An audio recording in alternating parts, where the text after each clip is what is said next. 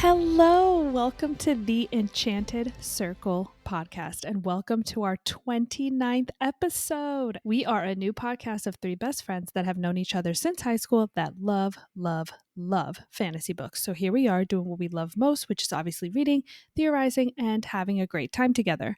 From meeting in high school to reading Harry Potter, Twilight, and the Mortal Instruments series to reading Fourth Wing and ACOTAR, we are deep diving into Onyx Storm by Rebecca Yarros.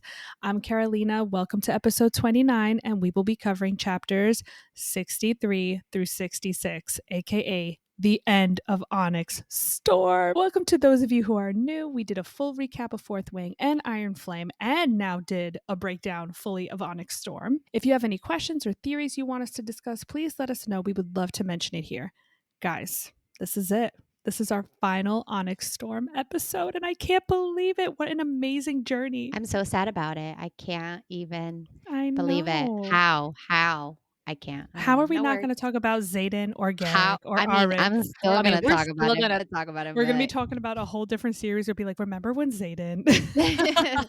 Every time, like, he is like the top, and then like everybody comes under. But And I'm Bella, and welcome back to the Enchanted Circle Podcast. Today's a little bittersweet because this is our final episode covering Onyx Storm, as Carol said, and at least until the next book drops. We've gone through the chaos, the romance, the spice, and all the magical mayhem. Grab your tea, your wine, your coffee, whatever your soothing drink of choice is, and let's dive into it. hey guys, it's Stephania. I am at a loss for words. I cannot believe this is the end of Onyx Storm of the Empyrean series for now, until Rebecca comes back and from her restful time and her contemporary romance. I'm so excited for you guys to be here. If you have been with us since the beginning of our podcast, since we started our recap with Fourth Wing and followed us through Iron Flame and followed us through Onyx Storm. Thank you. We appreciate every single one of you.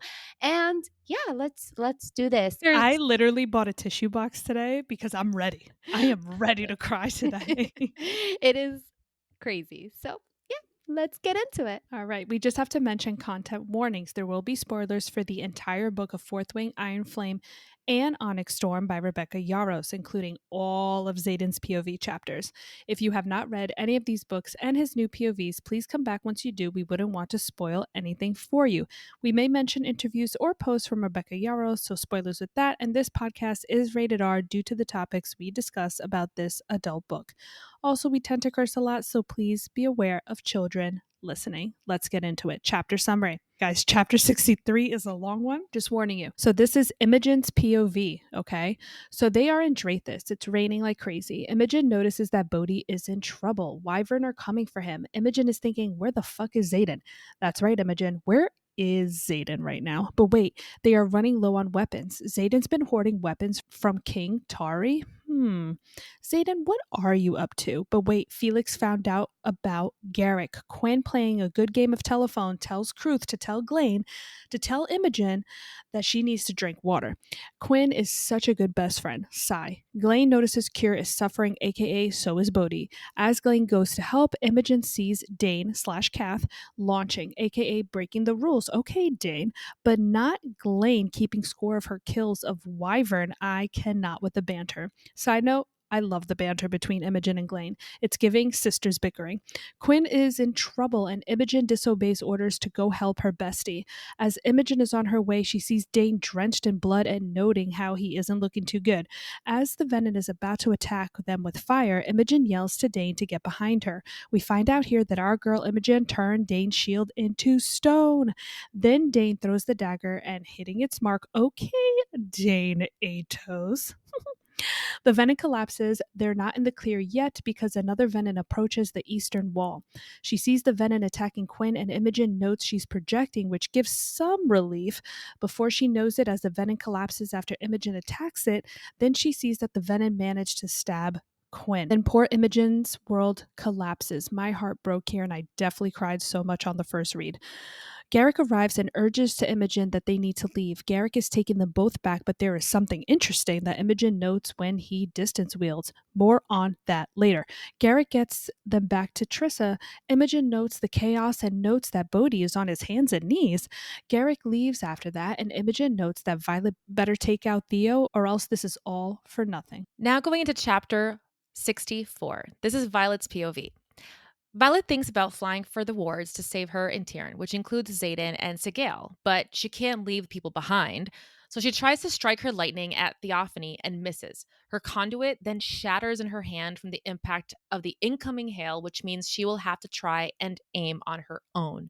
She tries and fails, only to realize that the reason why she is burning out so quickly is because Theophany is killing the storm to make it harder for her to wield her signet. She suddenly feels that something happened to Sigale from the agony going through the bond. A net flies in their direction, entrapping Taryn as they hit the ground together. As Violet uses a rune that will help free them, she feels Aric's package and sees the message he wrote to her, quote, "For when you lose yours, strike in the dark, Violet," end quote. Chills. She unsheathes the marble dagger from the piece of Dune's temple that was sent from one of the Dune priestesses. Theophany is making her way towards her as Violet slides down Taryn, using the dagger to rip through the ropes as she descends. Violet starts striking to hit Theophany, but she is too quick. So Violet throws her off by asking if she misses Umbriel and does she not yearn for Temple? Shit, booyah. Suddenly, pure fear is felt through the bond, and darkness is seen in the distance. They are enveloped in darkness, and she starts to give up hope on everything because she knows it's Xaden until she remembers Aric's note, quote, "strike in the darkness," end quote, realizing in that moment that he is a precog. So she does, as Theophany tries to jump out of the way, but smacks right into who?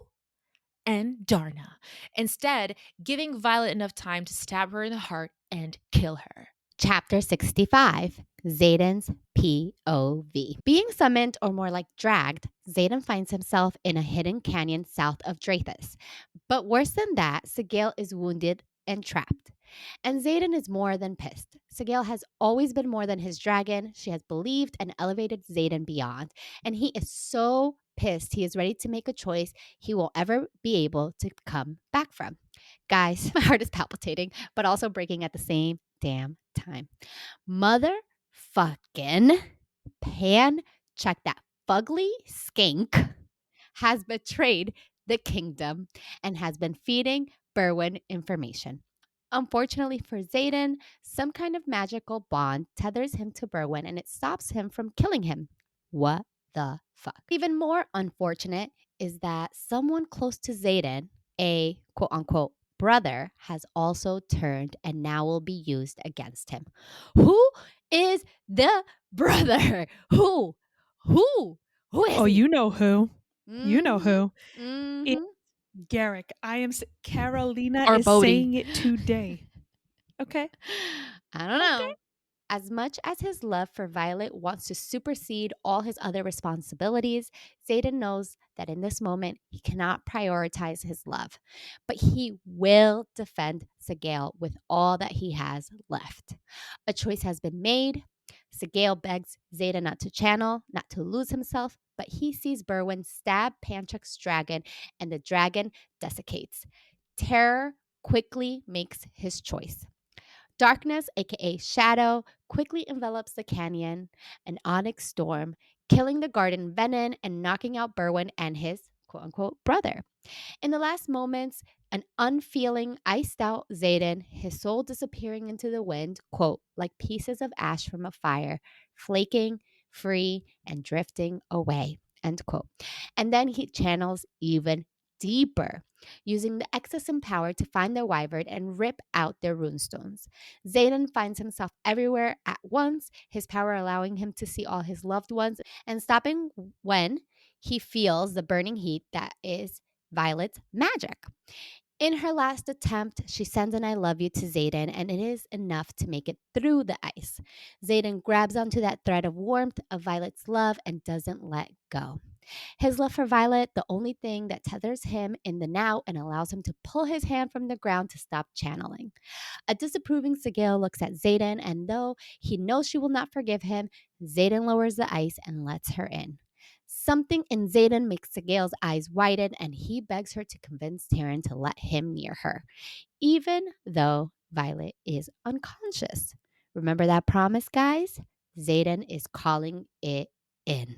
Chapter 66, Violet POV. Violet groggily gets up in front of Ryerson House next to Imogen, quote, and a shape that moves in the shadows to the right, end quote. And Darna is back and tells her she won't let anyone burn her. But we are dazed and confused as Brennan races over. Brennan asks her where she has been. She has just appeared at 3 a.m. and Violet is still dazed and confused. A writer comes to debrief Brennan, and in the influx of information, one thing is clear. They know Xaden is Venom, and there are 4 riders and their dragons dead, plus 3 elders, and 4 missing riders. Xaden is one, but who are the rest? Any guesses? Because fuck if I know. And Violet doesn't know anything as she reaches for Taryn, only to find the bond muted. And Andy tells her he needs a cycle to recover. From what? Again, fuck if I know anything these days. Brennan asks if she knows where Xaden is, and our dazed and confused girl is dazed and confused. Brennan then asks Imogen, but she claims she doesn't know either, and we find out Garrick is among the missing riders. 2 down, 2 to go? Guesses? Brennan notices a fucking emerald rock on Violet's finger and is reeling. But so is Violet because she is dazed and confused. Yes, I am going to keep saying it. Oh. Violet tries to reach for Xaden, but the bond is gone. As Brennan reads over a roll of parchment, all to find out that Violet married Xaden Ryerson, Duke of Tyrandor. Ha! But also, I hate you, Violet. I actually want to be you, please. And thank you, God, if you're out there. Hear my prayers. A handwritten note is read over by Violet on the back. Quote, don't look for me. It's yours now. He's gone. End quote. Mrs. Violet Ryerson Sorengale, Duchess of Tyrandor, turns to Imogen, realizing that her memories of the last 12 hours have been wiped. The end. Goodbye. Sigh. On to the main discussion, chapter 63, which is Imogen's POV. Okay, in the epigraph quote, fuck you. My daughter and I will meet Malik with clean consciousness. Will you and your daughters be able to say the same when they come for you? End quote. The last words of Trelicia Cardulo, redacted. So this is definitely Imogen's mother. How powerful is this epigraph? Ugh, my heart breaks for Imogen and all the marked ones. Imogen is strong just like her mom, and I assume here she's talking to Lilith, actually. What do you think? Absolutely, because she specifically says, will you and your daughters? Yeah, exactly. And who has 2 daughters? Had a dead son, so she can't count the dead son. She Nope. would just say 2 daughters. Isn't it ironic that their daughters became friends? Besties. Right? Besties. Anyway, so as Imogen notices how Bodhi is in trouble because he has 3 wyvern coming at him, right? Imogen gives us insight that if they lose Bodhi and Ryerson, then the king will appoint the next ruler of Tyrandor, which is obviously not good for anybody. So not only did Imogen lose her mom in the rebellion, it seems she also lost her sister. And she said, Katrina, which I assume is her sister, that is so sad. And I agree, Imogen, we cannot lose Tyrandor. And this whole chapter is sad because the fact that she has lost so much and she's about to lose one of her best friends, it's terrible. This is why she has such a hard shell when we first meet her in the beginning of Fourth Wing. Even as she and Violet and Iron Flame kind of form this friendship-ish, she has these really, really big walls.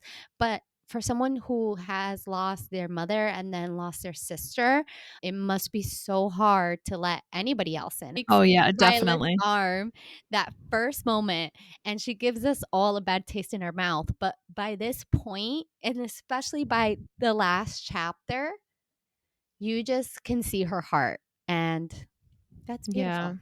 Yeah. Definitely. Beautifully said. Imogen also wonders where Xaden is right now, right? And I wonder too, don't we, ladies? So we learn a lot from Imogen. She also informs us readers that not only are they running out of weapons, but Xaden has been withholding weapons from King Tori. Xaden knows something we don't know yet, right? Or he's just like, fuck Navarre, I'm protecting my own. Oh, yeah. Speculation, theory, madwoman theory.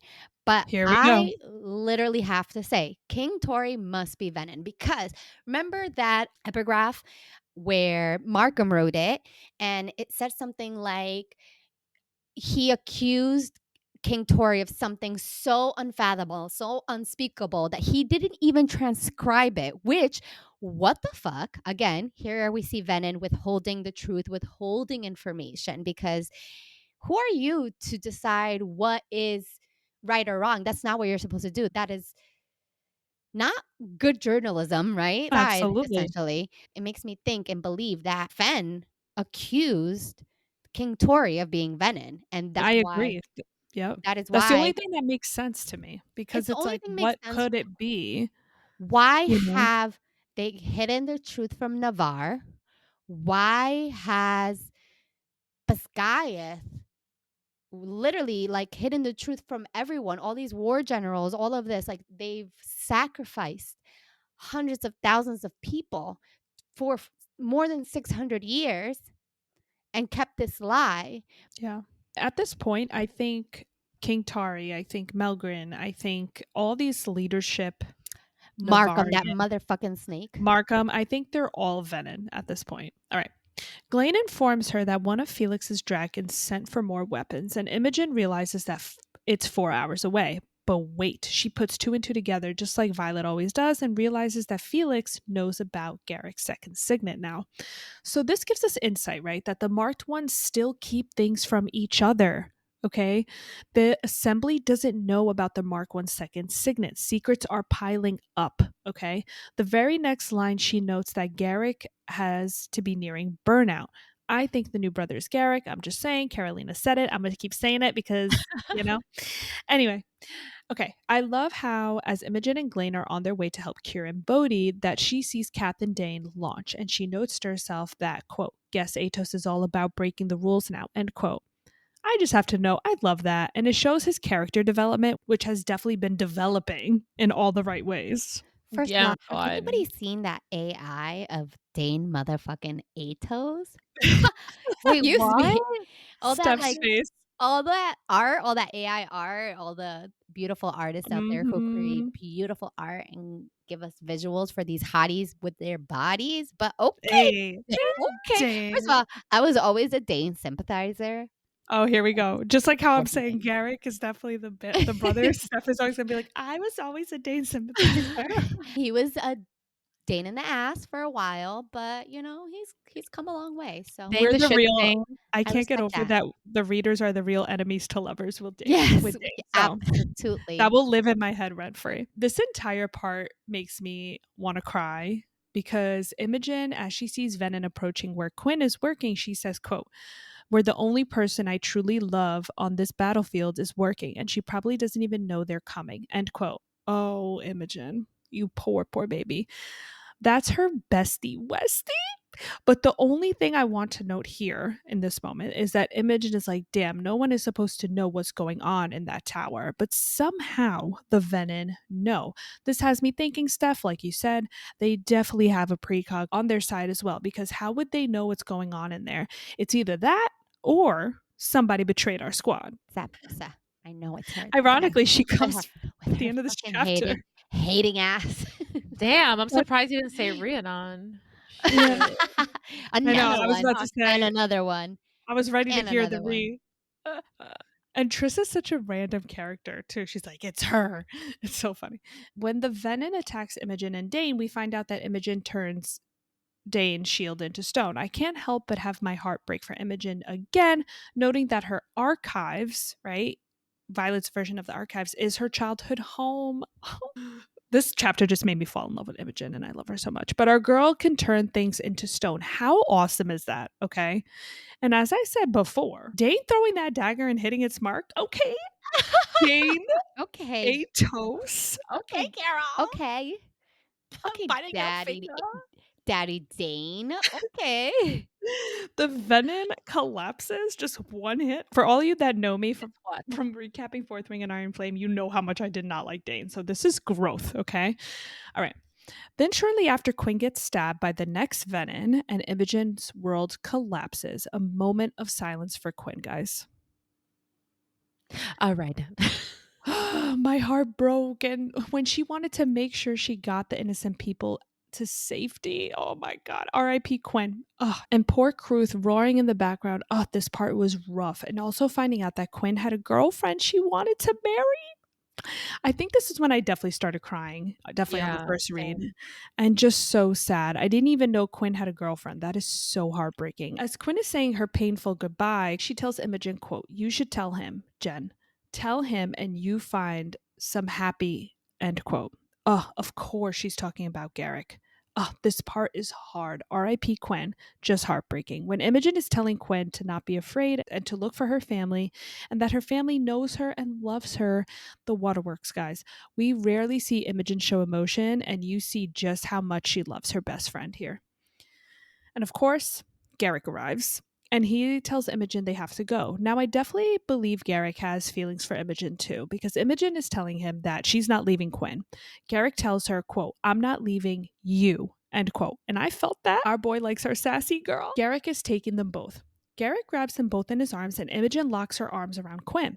And I have to quote this part, quote, "I lock mine around Quinn so that she doesn't slip as we're lifted off the floor. And the landing beneath us loses color.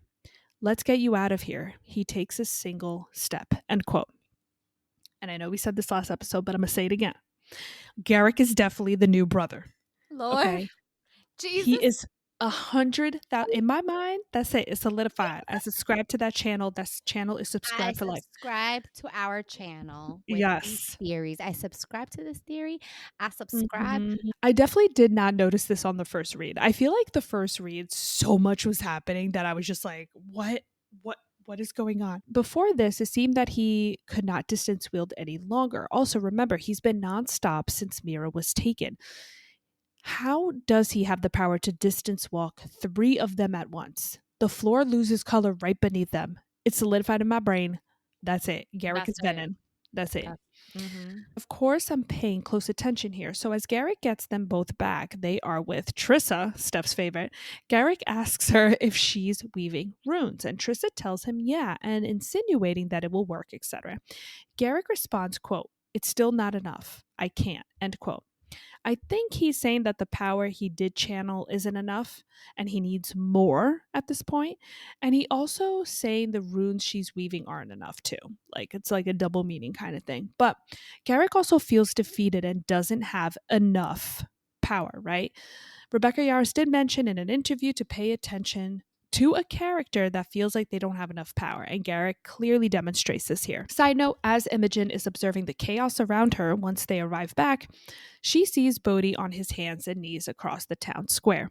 Okay, this part is also a clue that maybe it could be Bodhi because he's possibly channeling in this moment. I personally think it is Garrick. Garrick has stronger evidence than Bodhi right now, but Bodhi does have strong evidence too. But anyway, okay, back to Garrick. Before he leaves, he says, quote, "I can't walk again. Even if I made it to Arisha, I'd never be strong enough to get back," end quote. He calls over his shoulder, quote, "So I better find some fucking way to do something," end quote. He definitely, guys, that's it. That's it. That's Okay. it. Him finding a way is him turning venom with Xaden. Okay. Yep. And Imogen thinks to herself that Violet better take out their leader or this all would have been for nothing. I think this is also a nod to their original plan back in the beginning of this book. I feel for Garrick because he's been through so much in what seems like the last 24 hours. He gets to this moment with Imogen where he sees somebody who Imogen loves dead. And then, to rescue Imogen, who he loves and cares for, he walks again. And it's not enough. He's noticing what's going on all around them is not Yeah. enough. And Yeah. again, like Xaden and Iron Flame, he has to make a sacrifice. He makes a sacrifice to protect his loved For ones. I think love. if he did Mhm. turn venom, which again comes back to our theory of I don't think the Venom are completely the bad guys. I think there are bad guys, just like there are bad guys in all scenarios. They're I all don't think evil. it's black and white, to be honest. Yeah, I right. think It's like they drain for like different purposes, right? It's like sometimes like they just don't have a choice and it's like they're trying to keep or maintain whoever they are for as long as possible. And yeah, like Yeah. but guys, going back to thinking also like maybe the dragons are the bad guys. In the last chapter, they say there's 4 dead riders and they're dragons and 3 elders, implying the elders obviously of the Empyrean. So what were they doing at Drathis? They never leave the Veil. So what were they doing? And they don't have riders because True. we talk about the 4 dead riders and their dragons. But what Mhm. about those 3 elders? They could possibly be the evildoers that are doing the evil. I don't know, guys. It's just this. No, but I subscribe to that theory about the dragons possibly being evil. I 100% agree. And I agree with you that the Venom is not so black and white. Like there's definitely a gray area. And back to the Venom that burned everything around around the village except her home where her husband lives still. So there's obviously I'm not saying that's right? But yeah, I'm saying there's definitely is still love there, or there's right. still a part of their humanity Like they're in them. fighting. Yeah. Chapter 64. Now, this is Violet's POV, right? So, in the beginning, the quote is a gift from one servant of Dune to another. I must warn you, only those touched by the gods should wield their wraths. I will pray to her that she need not use it to avoid reacquainting herself with the other who curries her favor. Her path is still not set. End quote. Recovered correspondence of High Priestess Deservee to His Royal Highness Cadet Auric Greatcastle, Prince Camlayan of Navarre. Okay, so we need to break this quote down, right? So the first sentence, a gift from one servant of Dune to another, right? So at first I thought she meant Violet, but Violet did not complete her dedication. So she would not be considered a servant, right? It could be Auric, maybe, that pledged to Dune, potentially. Or Could they still consider Violet even though she didn't complete her dedication? yeah, I think so. I think so think because she was touched, you know. yeah. I feel And like it she could be says like, Violet. and she even says it here. We already know that she curries Dune's favor in addition to another Yeah, one. true. Yeah. And then the second sentence, she says, I must warn you, only those touched by the gods should wield their wraths.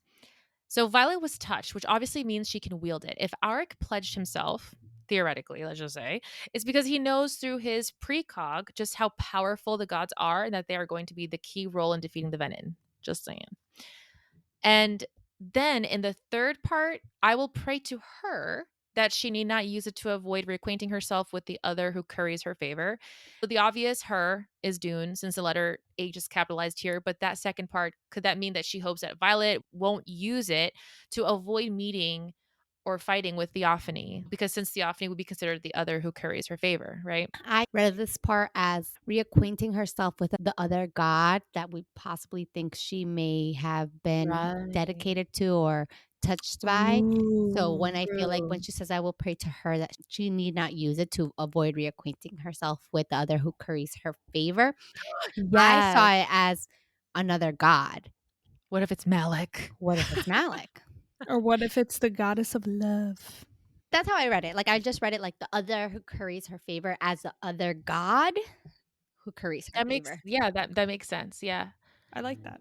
The last part is her path is still not set. So we know the meaning of that is a chance that she may not use the blade and become Venom. Dun dun dun. In the beginning, when Violet is facing Theophany, she wonders if she invited Malik to their doorstep. This was just a figure of speech, really, but it did for a moment make me think that if Venom are in some way connected with Malik, since he is the god of death and Venom are technically dead or dying, what if like the form of dedication to Malik is becoming Venom? Very interesting. I like that. Okay. When Taryn gets caught in the net and they're pummeling towards the ground, she says, quote, you have been the gift of my life. End quote. Literal chills, like when I read that line. But what was crazy at this part was that Violet was not violeting, she always refuses death. And I think it's like the first time that we see her accept it, you know? I like that you noticed that she always refuses death, and this is the one time that she accepted it. That's very Yeah. true. I feel like I I think never see her be like accepting yeah, that. I Yeah, agree 'cause with she's you. always said, she's like, I you will know, not die today. "I will not die today," Yeah. No, she needs to bring it back. We need to She needs to remind bring her. it. It just I goes to show like this bond between the riders and their dragons. It's unexplainable. After they crash, Violet is trying to distract Theophany long enough to strike true at her. And she asks her, quote, "Do you miss Umbriel?" And then she asks, "Do you not yearn for Temple?" Which distracts Theophany. She then asks her the same thing. And then she then, okay. Then Theophany asks her, quote, "Do you know the pain of never being allowed to return, of knowing that it would sever the very thing that's kept me untouchable all these years?" End quote. What thing is Theophany talking about? Like, could the thing be her venom abilities, which means if it is, could entering the temple be the cure if you have pledged dedication? Like, Yes. right? Yes. Love Like, that. Yes. yeah, Yes. Love Because the that. fact that she says of knowing it would sever the very thing that's kept me untouchable. What's kept her right. untouchable? Being venom. That's What would right. sever it? Her entering Dune's temple. So Mhm. something here with being dedicated to a I god love that. ends up taking away, severing that bond or that change into venomous. What is interesting to know, and we'll understand later on in book 4 and book 5, is what happens then, right? Yeah. In the later chapters, what happens then, right? Theophany was hundreds of years old or tens of years old. So she desiccates later. So would it Yeah. happen to somebody that's not Ho hundreds of years Yeah, old? yeah. If it is the cure, then, like, we know then Xaden would need to dedicate himself, I think there and might be multiple ways to cure. I don't think there's only going to be one. Because remember, I yeah. still think that the Which Irids sorry, and I'm Violet having a having moment. magic.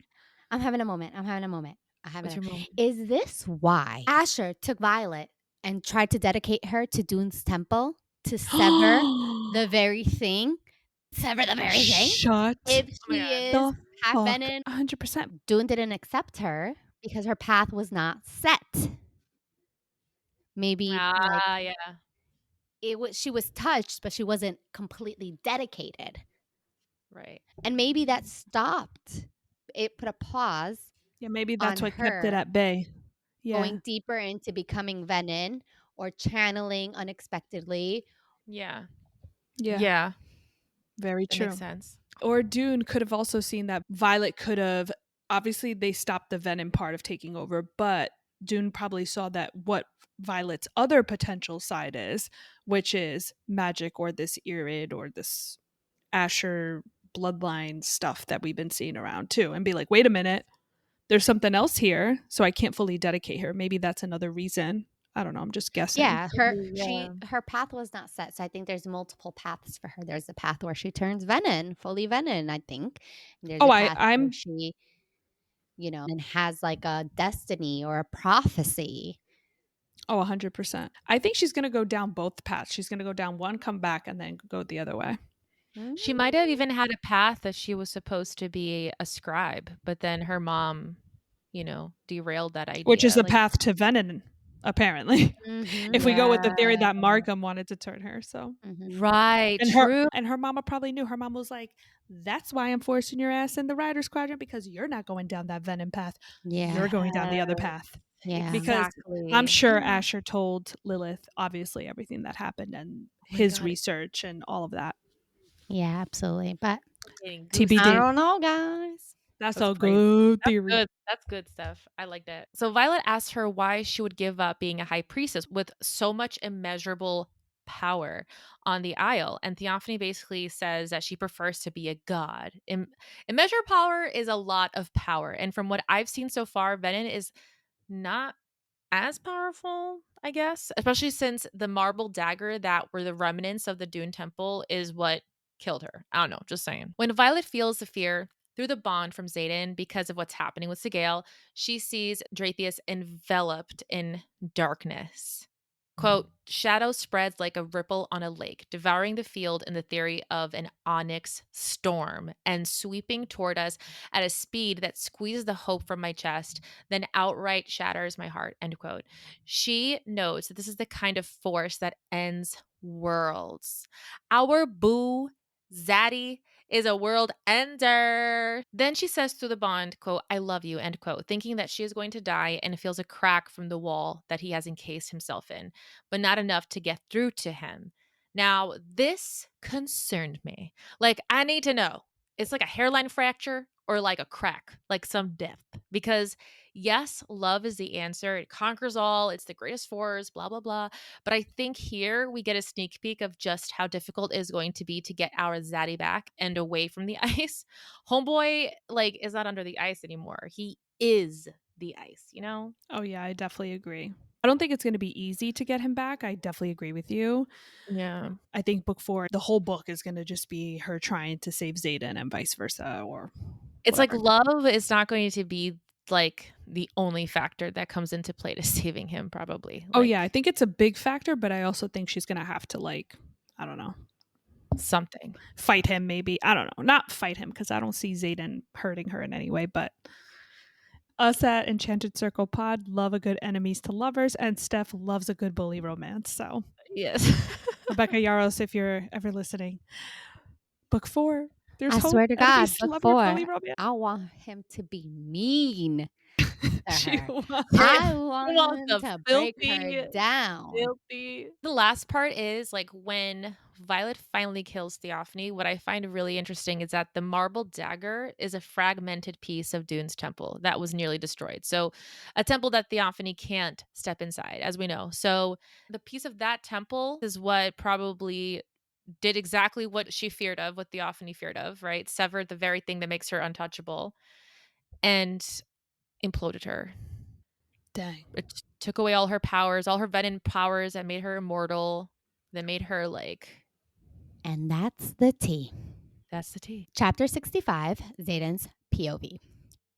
The epigraph reads, quote, the only thing more unpredictable than the volatile province that is Tyrandor is her duke. There's a reason aristocracy should never wear black. End quote. Journal of General Malgreen. So, let's discuss this. I wonder what that reason is. Is it because with dragons, the power a leader has is unmatched and it could lead to a dictatorship ish kind of? Imagine if Fen Ryerson had a dragon. Maybe things could have happened in a different way. I agree. And I think there was an epigraph, don't quote me, or a quote somewhere that said basically there's the gods and then there's riders, right? So riders are the closest thing to the gods. So I definitely think I agree with what you said. I think that their power is so unmatched than a regular Mm-hmm. just leader without a dragon that it could be a dictatorship. And I agree. I don't think Xaden would ever do that, but anybody else would. Someone like Mm-hmm. Jack Barlow would, you Mm-hmm. know? Mm-hmm. So definitely. Absolutely. What is a tether that bounds a sage to an initiate? And is it never ending? Or once an initiate ascends, does this tether break and you become independent? Xaden says he was basically summoned against his will to the hidden canyon, forced to leave the front, but in the same instance, Sigale is wounded, which I think happened right after she rescued Violet on her way back to Xaden. Although I am glad she saved Violet, this ended with Sigale being the reason for her capture and Xaden turning completely. That one choice, when Xaden sent Sigale for Violet, and that moment when he realized that she was in trouble, that one moment on her way back caused Sigale to be wounded and ensnared. Oh, It's that even crazy how breaks my like heart even choices, more. right? Like choices can lead to things you don't want to happen if Yeah, he didn't send Sigale. Would it have been exactly. enough that Violet was on that wyvern, right? Because Mm-hmm. she ran to it because she said something that has had its magic already pulled. So I thought when she went on that wyvern to climb and escape Theophany channeling and, pulling from the ground, I thought she was going to be okay once she reached the wyvern because the energy, the power has already been sucked out of the wyvern. And yet Sigale comes and rescues her. Is that right? I don't know. We will Definitely, never know. definitely a double-edged sword here. So finally, guys, let's talk about that motherfucking fugly ass bitch slut, Pancheck. That hoe bag Love it. mother That whole effer, bag. that little Never trust this rat fugly snake and slut. I feel like we need a burn hashtag book. Mean Girls. Yeah, the hashtag Mean Girls. That's literally what's Yeah. We going need on. a burn book of all these Yeah. villain characters. We really do need a burn book. This motherfucker Pancheck betrays Navarre in exchange of power. And I went back to reading his interactions in Onyx Storm. I didn't go back to the other books, but I really wanted to know in this moment what we get from him. After the botch Jack rescue by Theophany, Garrick says, quote, he doesn't even seem phased that they were working to rescue Barlow instead of going for the Ward Stone, end quote. And that's Jack saying that Pancheck wasn't phased, that the Venom were there to rescue Jack. What the fuck? What the fuck? In many instances, Theophany knows exactly where Violet is going or coming from. I don't assume she knew this just from Pancheck. I assume this came from Ate Some Fucking Toast Senior, because ever since Resin, when he sent them there to die, how did he know Venom would be there to decimate the village? How did he know? How did he know to send them there specifically? Other than, Dane reading Violet's memories and Athabine and whatever. But how did he know they would need to either pick and choose save the village or leave? We till this day don't even know Daddy Atos' signet yet. So could his signet be something related to this? You know what we also don't know? Where is Dane's mom? Is she dead? I want to know.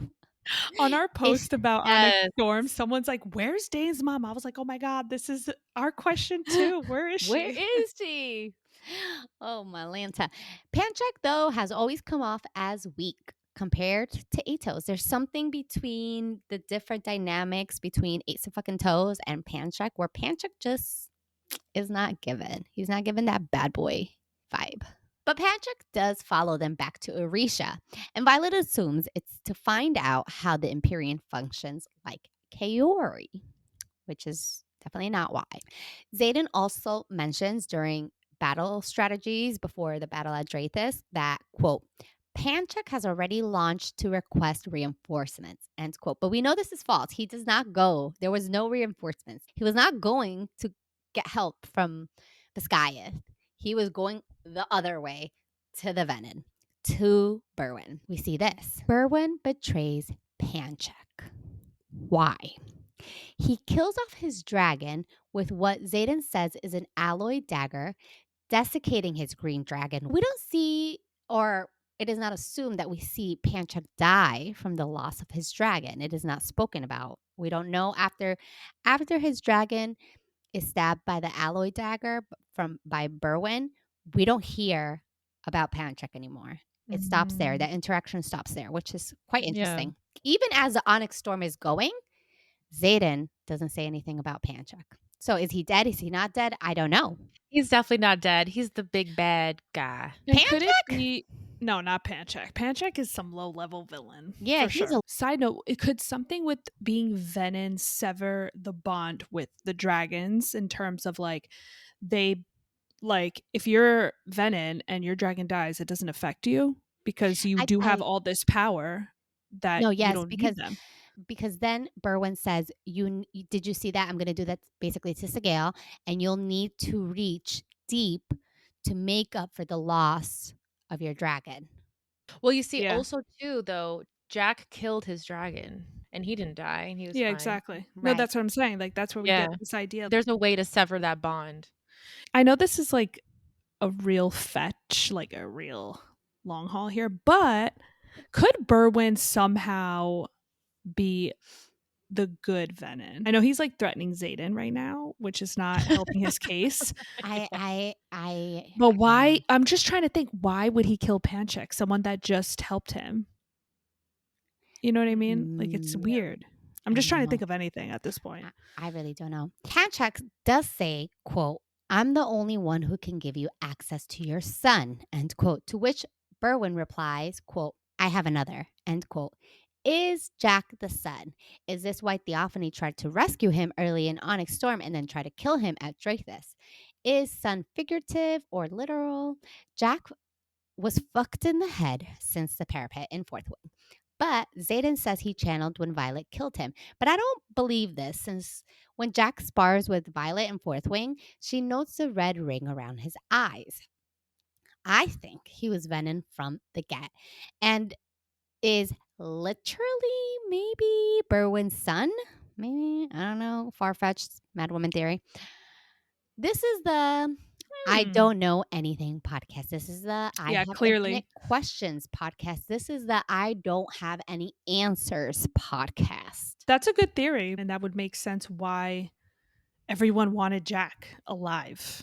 True. Well, except Theophany. I feel like she would have killed him, but whatever. Yeah. Hi, it's me again. I love fated mates. Quote, the bond between violence and me is a kind of magic that has no explanation. End quote. Magic? Bond? I mean, can they spell it out for us any clearer? I agree with you. I subscribe to your channel. People out there, come to my house. Amanda, come to my house. We can. I feel like Amanda's probably the only one that doesn't agree with it. I feel like everyone out there is like, yes, we agree. I just find it it's very interesting that he says the bond between violence and me. And then it's like the kind of magic that has no explanation. Specifically magic. And then when earlier in the last episode, and I think I spoke about it too, Theophany tells Violet, you reek of his kin. Right? There's a lot of signs, especially like when they first met, they already had And I saw a TikTok yesterday. You ready for this? Tell me. I think I sent it to y'all. But Violet's eyes has like a blue, and that's for sick Gale.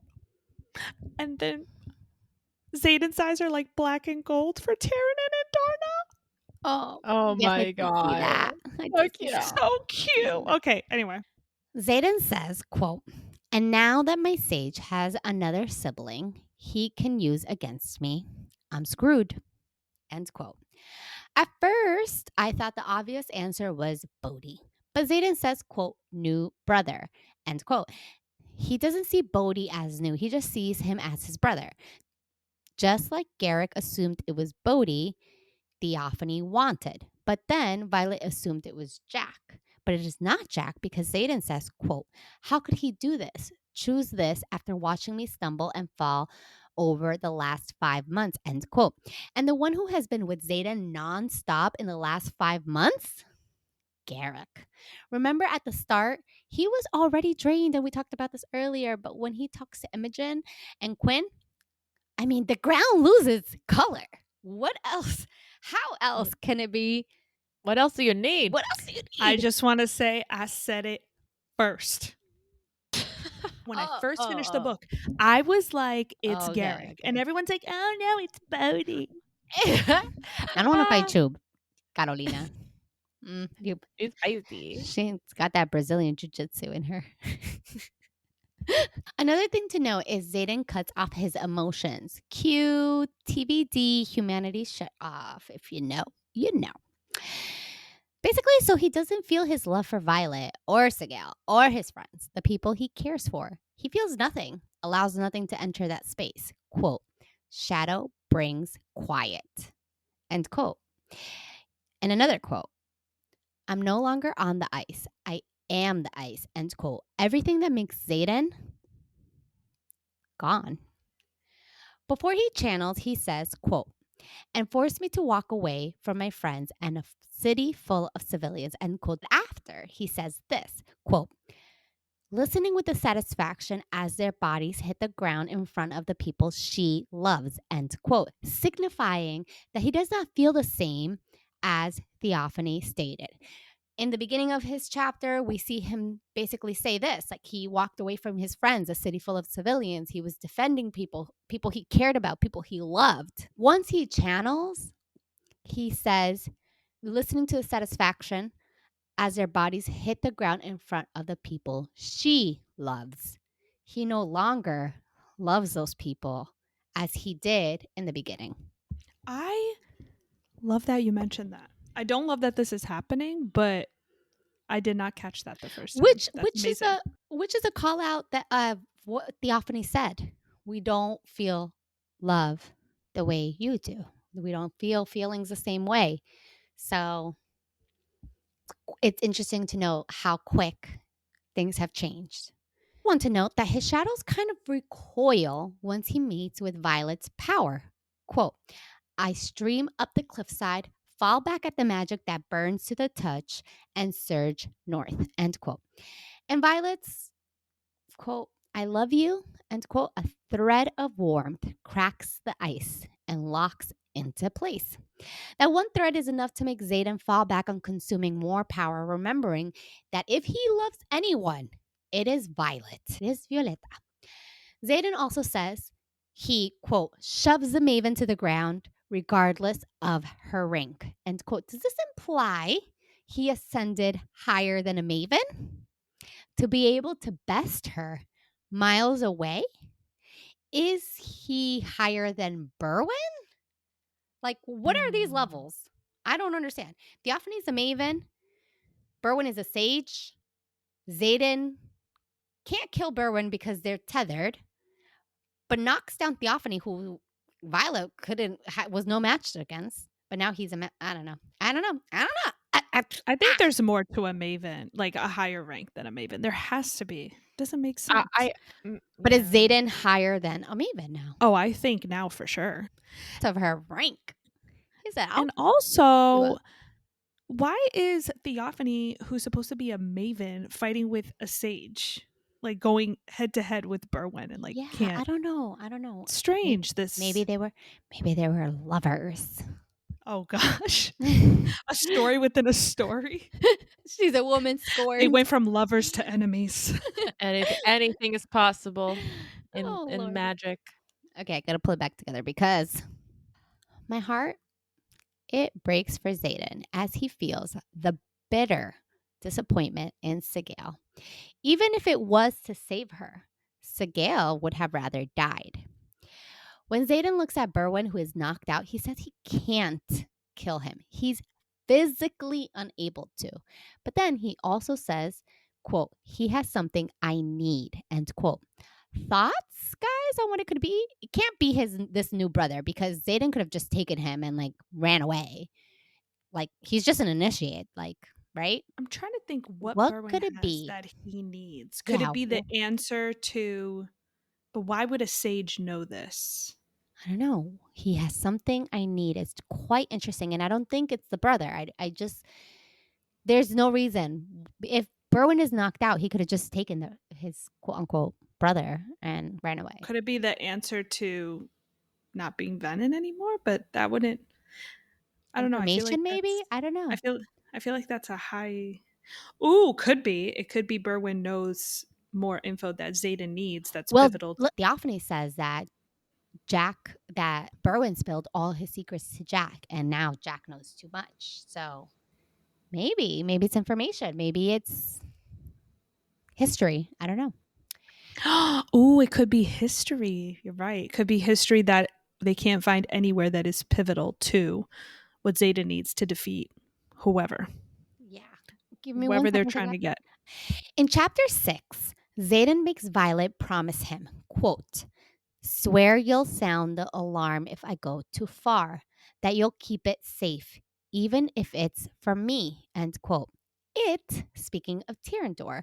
So when he lowered the quote unquote ice to show Sigale, he showed his plan, the one that would leave Violet in charge of Tyrandor. He calls in that promise that Violet made to him earlier when he was given Tyrandor back when he was made Duke. Sigale says, quote, even if she agrees, no one will, end quote. To which Xaden replies, quote, someone owes me a favor, end quote, alluding to the priestess letter after Violet and Rhee saved the temple. Sigale also says, quote, they have completed the wards, but they extend no farther than Drathis, end quote. How did they get wards? Is this what Trissa was doing? Is this why they were collecting, all the weapons to use all the alloys to lift up their own wards? It's just quite interesting. Or with Andarna being back, does she bring an Irid with her? Who are they? What's going on here? I would subscribe more to the theory that Andarna brought an Irid with her, and that's how they're able to extend the wards. But also, there's not a ward stone there, or is there? Unless We don't know. But they were in that tower, and Imogen says that Venom can't know what they're doing in there. I feel like there's a ward stone somewhere that is hidden that no one knows about. Could be. And maybe that's what's in the tower. Definitely could be. I also think this part is symbolic. Xaden says, quote, what even am I? Hers, end quote. In Fourth Wing, Violet says to Garrick and Bodhi when they tried to persuade her from following Xaden onto the parapet on reunification day, she says, quote, I'm just his, end quote. So kind of cute, kind of full circle moment, right? Okay, Steph. Hold, let me get this tissue right now. I know. Like she in Fourth Wing, she's like, what even am I? Like, I don't know what I am. Like, who am I? I don't know. I'm his. And Steph, you're so poetic. Yeah, that was a really good guys, catch. Thanks, guys. I'm so sad about this. Finally, Sigale says, quote, we will ask, and her decision will determine our fate, end quote. To me, it means that she is not going to abandon Xaden. Something that she saw in his plans must have given her hope. So maybe not all is lost, right? Chapter 66, Violet's POV. The epigraph reads, quote, while cadets are strongly encouraged not to form romantic attachments while studying in the quadrant, lieutenants are permitted to marry whomever they choose upon graduation, end quote. Article 5, Section 7, the Dragon Riders Codex. Guys, lieutenants are allowed to marry whomever they want, even a cadet. Winky, winky, winky, winky. Who's a lieutenant? And who's a cadet? And who already graduated? And who wants to get married? I'm just saying. He can marry whomever he wants. He can marry me if he wants. I don't know. I was just going to say he could marry you, me, Bella. He could marry anybody. So, Violet is dazed and confused outside of Ryerson's house. She sees, quote, a shape moves in the shadows to the right, end quote. At first, I assumed it was Andarna, but then when Andy speaks, Violet whips her head her way, implying that she looked in the opposite direction. So, guys, Xaden was with her right until this moment. Our shadow daddy is with her. Honestly, I just think he stays and hides in the shadows as Violet talks to her brother. But he is with her. He's with her moments before her memory is erased. So, what does that tell you? I don't know. Xaden! I agree with you. Xaden, come back. I also come back. You can blame it all on me. Anyways, quote, I will not let them burn you, end quote. And Darna warns, but why would they burn her? I know she's a direct link to killing off Xaden, but like really? They're just going to go straight to the burning. Side note, can we remember that Andarna, the theory Came about back. Andarna? How about the fact that Andarna came back? Where was she? She just showed up in the battle? Like she was that, like, hey, but I was also going to say, what about her powers as like her fire and her in different colors and what her fire could signify and what her powers are. We didn't touch like on that they anymore. didn't even like talk about it. They mention it, Iron Flame, and then boom, it's done. First of all, I had a lot of questions before, and now I have even more questions and no answers. Sorry, guys. There's more questions than answers. Let's just say that. That's true. So I've seen a lot of people on TikTok theorize that Violet's dedication to Dune was completed, and the assumption is that Brennan's eyes bulge because Violet's hair is completely silver. But I kind of like don't subscribe to this. As the note that Arik gave to her just states that her path is still not set, and another god curries her favor. So why would Dune accept her now? Right? Her path has not been set. I personally think Brennan's eyes bulge because of the ring on her finger. That's how I read Oh, it the first yeah. time. Okay, let's talk about this. 4 riders and their dragons and 3 elders murdered in the valley. I said this earlier, but the elders, as in the Empyrean elders, they actually were here. I mean, I've never really seen them leave the veil. I don't know. I don't know. And now 5 riders are missing. And then we -1 for Violet, which leaves 4 riders missing. And out of the 4, Xaden is counted as 1. So we have 3 left over. And out of the 3, we find Garrick is among the missing riders. So who are the other 2? Bodhi, Arik, one of the first years, Salone, Dane. Who could be so many Oh my options? goodness. If my Rhiannon, two that Rhiannon, that her and that Rhiannon. If I had to pick 2, it would be Arik and Sloane. ooh, Salone? I think Yeah. Sloane. Ooh, okay, Salone. I think, you know what? I was gonna, you Or know what? That's maybe actually Dane and really good. Sloane. Maybe What, Bella? Dane together. I agree. I There's think also Arik went to do whatever plan they're doing. Continue on. because there's also 6 missing eggs from the hatching ground. Did Arik take the eggs to Umbriel? Or did Xaden take them to kind of like offer them so that he could marry Violet? Hmm? Or did one of the Isles take the eggs since they wanted it so badly? It could be that. Violet reaches for Taryn, but the bond is foggy. And then we find out that, quote, he needs a cycle of rest to recover, end quote. Theory time. I think Andarna bent the bond between Taryn and Sigale so that they can be separated since Sigale must have left with Xaden. The mating bond, not the mating bond. Cue the tears. Don't fuck with my mating bonds, guys. I don't think she would break it though. And neither the bond with Xaden. I think it's bent like Andarna's and Violet's was when Andy left. Violet says, quote, I fling myself down the bond, but there's nothing there. It's gone, or he's too far away. End quote. Okay, so I have 2 contradicting thoughts on this one. I don't think he's far away because I assume it's him in the shadows. But then again, if Garrick is a new brother, he would have been able to walk somewhere far in a second, making the bond mute. Thoughts? Those are really good thoughts. I subscribe more to the second one because he could be there and then 1 second he's already gone. Mm-hmm. So I definitely subscribe to the second one. I actually really like that idea. That's actually pretty cool. Thanks. I just want to say this. I really hope they don't fuck with the bond between Sigale and Taryn because, like, in the book, it's always described as like something so sacred and like this is the mating bond and it can never be broken. Like, I hope it's just bent. If they break it, I'm gonna be pissed off because I'm like, this is supposed to be sacred and something could clearly mess with this. Like, it's annoying. I agree. I Okay, think it's it's annoying. I don't think it's broken. And Yeah. I don't think Violet and Xaden's bond is broken either. Yeah. Yeah. I think Hopefully, maybe. that's a really great stuff applying because since Andarna or Irids are magic, like they can do that. They can Mhm. And also, maybe Andarna has the power to like numb the pain that they feel from being away from each other too, which is the bent thing. I like that.